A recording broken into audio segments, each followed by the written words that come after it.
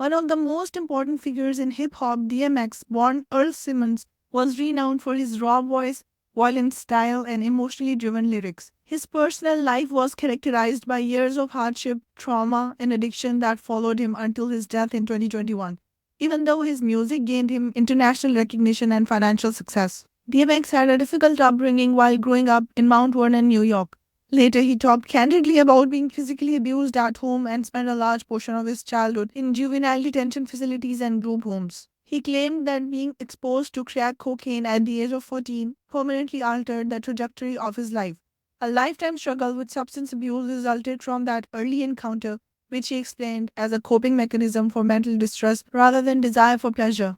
With the release of his debut album It's Dark, and Hell is Hot in 1998, which debuted at number 1 on the Billboard 200, DMX became well known. He stood out right away thanks to the album's powerful raw sound. After that, he released a number of popular albums, such as Flesh of My Flesh, Blood of My Blood, and then there was X. At the height of his career, DMX became the first rapper in history to have 5 consecutive albums debut at number 1, a record that DMX cemented his place in hip hop history. Behind the scenes, DMX's problems persisted despite his popularity. He struggled with addiction, despair, and recurrent legal issues, frequently alternating between arrest, relapse, and recovery.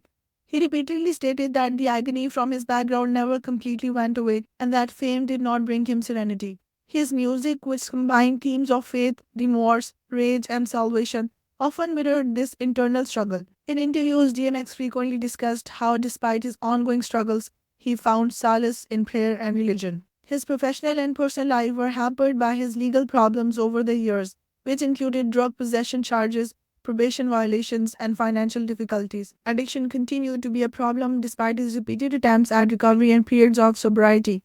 Even when he made progress was followed by setbacks, people close to him afterward claimed that he never gave up, attempting to conquer his demons. DMX was admitted to the hospital in April 2021 following a drug overdose that resulted in a heart attack. He was in a critical condition and needed life support for a few days. His family verified on April 9, 2021 that he had passed away at the age of 50 from overdose-related complications. Tributes from the music industry and beyond poured in after a word of his passing. In addition to his chart-topping tunes, he was recognized by other musicians, fans, and public figures for his candor and emotional openness. Because of his strong ties to both his audience and his homeland, memorial services were held in New York. Since then, DMX's life has been extensively examined as an illustration of how success and notoriety cannot protect people from trauma or addiction. His tale is still relevant today because it serves as a reminder of the difficulties that many famous people have behind the scenes.